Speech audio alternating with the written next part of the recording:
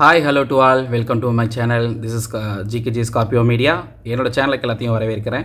இன்றைக்கி நம்ம பார்க்க போகிறது என்ன அப்படின்னா, முன்னாடி நம்மளோட தம்ப்லைனில் பார்த்துருப்பீங்க. ஆமாங்க, மதுரை பாண்டிமுனீஸ்வரர் கோவிலை பற்றி தான் நம்ம பார்க்க போகிறோம். ஸோ அந்த கோவில் எப்படி, அந்த கோவிலோட தல வரலாறு பற்றி நம்ம பார்க்க போகிறோம் இந்த வீடியோவில். வாங்க வீடியோக்குள்ளே போகலாம். This video sponsored by BuyMode shopping app. BuyMode e-shopping application is one of the online shopping app now available on Play Store and App Store. BuyMode e-shopping. Below link on this video description. Pandi Muneeswarar வேண்டும் வரங்களை வாரி வழங்கும் மதுரை பாண்டி முனீஸ்வரர் கோவிலை இன்றைக்கி வந்து நம்ம visit பண்ண போகிறோம். ஸோ அதை பற்றின ஒரு வீடியோ பதிவு தான் உங்களுக்கு நான் இதில் அந்த வீடியோவில் முழுசாக சொல்லியிருக்கேன். ஸோ மதுரையிலிருந்து ஒரு 7 கிலோமீட்டர் சிவகங்கை ரோட்டில் பாண்டிமுனீஸ்வரர் கோவில் உள்ளது. இந்த கோவில் பற்றி அறிந்து கொள்ளலாம் முழுமையாக இதில். மதுரையிலிருந்து 7 கிலோமீட்டர் தொலைவில் சிவகங்கை ரிங் ரோட்டில் பாண்டிமுனீஸ்வரர் கோவில் உள்ளது. இது 200 ஆண்டுகளுக்கும் முந்தைய வழிபாட்டு பெருமைக்குரிய தலம். 39 சென்ட் இடத்தில் சுற்றிலும் மரங்கள் சூழ்ந்த இயற்கை அலைகள் மதுரையின் காவல் தெய்வமாக பாண்டிமுனீஸ்வரர் வீற்றிருக்கிறார். பாண்டிய மன்னன் நெடுஞ்செழியனே பாண்டி முனீஸ்வரராக குடிகொண்டுள்ளதாக மக்கள் கூறப்படுகிறார்கள். இங்கு முன்பு மதுரை மாநகரம் இருந்தது என்கின்றனர். இதனை மெய்ப்பிக்கும் வகையில் கோவிலை சுற்றிய வயல்வெளி வரப்புகளில் பெரிய பெரிய செங்கற்களை கொண்ட கோட்டை சுவர்கள், மதில்கள் இன்றும் உள்ளன. மன்னர் அரண்மனை பகுதியும் இப்பகுதியில் இருந்ததற்கான தொல்லியல் கூற்றுகளும் கூறப்படுகிறது. அதனால் இவரை பழமதுரை பாண்டீஸ்வரர் என்றும் மக்கள் அழைக்கின்றனர். பாண்டிய மன்னன் நெடுஞ்செழியன் இங்கு பாண்டிமுனீஸ்வரராக கோவில் கொண்டது எப்படி என்றதை வந்து பார்க்கலாம். தல வரலாறு, இந்த கோவிலுடைய தல வரலாறு பார்த்தோம் அப்படின்னம்னா, நம்ம ஆல்ரெடி வந்து நம்ம முன்னாடியெல்லாம் பார்த்துருப்போம் கோவலன் கண்ணகியோட வரலாற்றை. அதே போல தான் காவிரி பூப்பற்ற இனத்தை சேர்ந்த கோவலன் கண்ணகி மணந்து இன்பமாக வாழ்ந்தான். இதற்கிடையே ஆடலரசி மாதவி மேல் மோகம் கொண்டு அங்கே தங்கினான். இதன் காரணமாக கோவலன் செல்வத்தை எல்லாம் இழந்தான். அப்போது ஒரு தடவை மாதவி இந்திர விழாவில் காணல் வரி பாடலை பாடினாள். இதன் உட்பொருளை தவறாக புரிந்து கொண்ட கோவலன் மாதவியை பிரிந்து கண்ணகியிடம் மீண்டான். அதன் பிறகு கோவலன் வணிகம் செய்யும் பொருட்டு கண்ணகியுடன் மதுரைக்கு சென்றான். அங்கு கண்ணகியின் சிலம்பை விற்று வர வேண்டி கோவலன் மதுரை கடைவீதிக்கு சென்றான். அப்போது பாண்டிமாதேவியின் காற்சிலம்பை திருடிய பொற்கொல்லன் கோவலன் மேல் பொய்ப்பழியை சுமத்தினான். அதனை மன்னன் நம்பவே கோவலன் கொலை செய்யப்படுகிறான். இந்த நிலையில் கணவன் கொலை செய்யப்பட்ட செய்தி அறிந்ததும் கண்ணகி நேராக அரண்மனைக்கு சென்றாள்.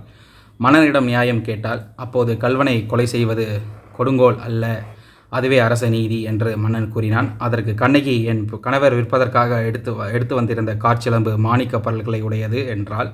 அதற்கு அரசன், என் மனைவி காற்சிலம்பில் முத்து பரல்கள் உள்ளன என்றான். இதனைத் தொடர்ந்து கோவலனிடம் கைப்பற்றிய சிலம்பு உடைக்கப்பட்டது. அப்போது அதில் மாணிக்க பரல்கள் இருந்தன. இதனை கண்டு அதிர்ந்த பாண்டிய மன்னன், பொன் தொழில் செய்யும் கொல்லனின் பொய்யுரை கேட்டு அறநெறி தவறிய நான் அரசன் அல்ல, நானே கல்வன், என் வாழ்நாள் அழியட்டும் என்றபடி மயங்கி விழுந்து அங்கே இறந்தான். அதன் பிறகு பாண்டிய மன்னனின் ஆத்மா சிவபெருமானிடம் சென்றது. அப்போது நீதிக்காக உயிரை நீர்த்த நீ மீண்டும் மானிட பிறவி எடுத்து உன் பிறவிக்கடன் தீர்ப்பாய் என்று சிவபெருமான் கூறவே, இதனை கேட்ட பாண்டிய மன்னன் நெடுஞ்செழியன், எனக்கு மீண்டும் மானிட பிறவி வேண்டாம், என்னை பூஜித்து மாநிலர்கள் வழிபடட்டும், நான் அவர்களை காத்து அருளும் பொருட்டு எனக்கு தீய சக்திகளை வெல்லும் வரம், தீயவர்களை கொல்லும் வரம், நம்பியவர்களுக்கு அருள் புரியும் வரம் வேண்டும் என்று கேட்டார். அதற்கு சிவபெருமான் அப்படியே ஆகட்டும் என்று ஆசி கூறினார். அதன் பிறகு மதுரை மாநகரி கிராமத்தில் இறைவனை நோக்கி தவம் இருந்தபடியே நெடுஞ்செழியன் அப்படியே கல்லாக மாறி பூமிக்குள் புதையுண்டார். இந்த நிலையில் சுமார் 200 ஆண்டுகளுக்கு முன்பு வள்ளியம்மாள் பெரியசாமி தம்பதியர் கரூரிலிருந்து பஞ்சம் பிழைப்பதற்காக மதுரையை நோக்கி வந்தனர்.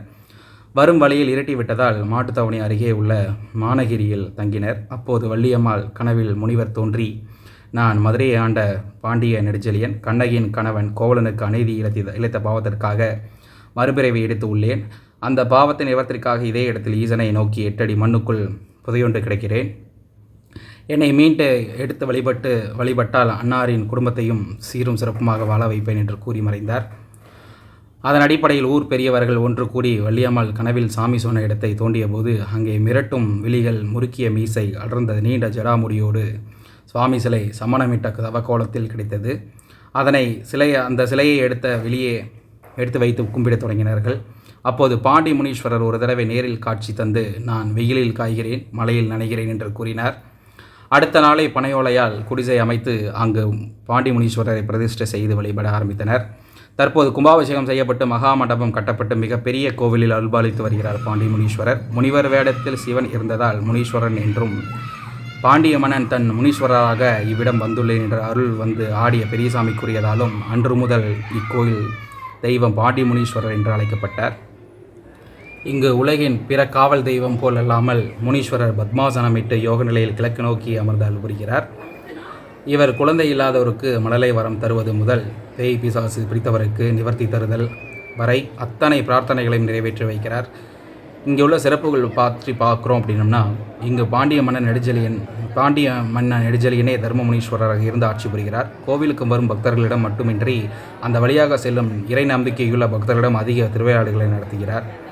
இப்போதும் நிறைய பக்தர்கள் இதுவரை நேரில் இருப்பதாக சொல்கிறார்கள். பெரும்பாலும் முதியவர்கள் வேடத்தில் தான் பாண்டிய முனீஸ்வரர் தோன்றுவதாக மக்கள் கூறுகின்றனர். துயரங்களோடு வரும் உண்மையான பக்தர்களுக்கு வெறும் சிலையாக மட்டுமின்றி நேரில் வந்து பிரச்சனைகளை தீர்த்து வைப்பார். இந்த கோவிலுக்கு வந்து முழு மனதோடு வழிபட்டு சென்றால் வெற்றி நிச்சயம். இந்த கோவிலுக்கு ஒரு முறை சென்று மன பாரங்களை கொட்டுங்கள். உங்கள் துயரங்களிலிருந்து நிச்சயம் பாண்டி முனீஸ்வரர் காப்பார் என்பது உண்மை.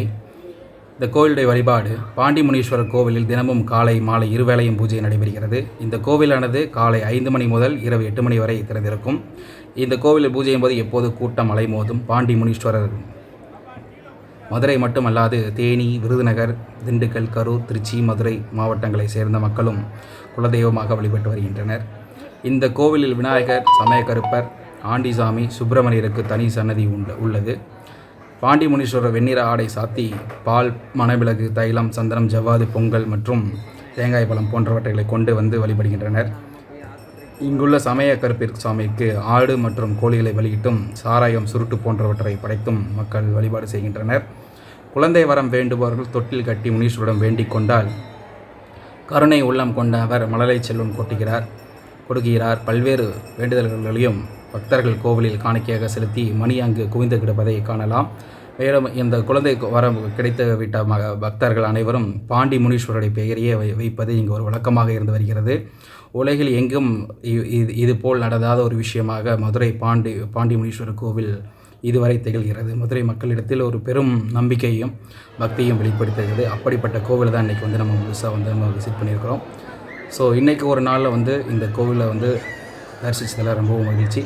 ஸோ எல்லாருமே வந்து ஒன்ஸ் வந்து இந்த கோவில் வந்து வழிபட்டு பாருங்கள். கண்டிப்பாக விஷயங்கள் எல்லாமே நல்லா வைப்பு வந்து நல்லாயிருக்கும். ஸோ இந்த வீடியோவில் இதை பற்றின மெசேஜ் தான் உங்களுக்கு சொல்லணுன்றக்காக இந்த வீடியோ முழுக்க நான் உங்களுக்கு மேக் பண்ணியிருக்கிறேன். மீண்டும் ஒரு நல்ல வீடியோவில் உங்களை வந்து சந்திக்கும் வரை உங்களிடமிருந்து விடைபெறுவது ஜிகேஜி ஸ்கார்பியோ மீடியா. பாய் பாய். கால்களுக்கு சாமி, கால்களுக்கு பாண்டி, கால்களுக்கு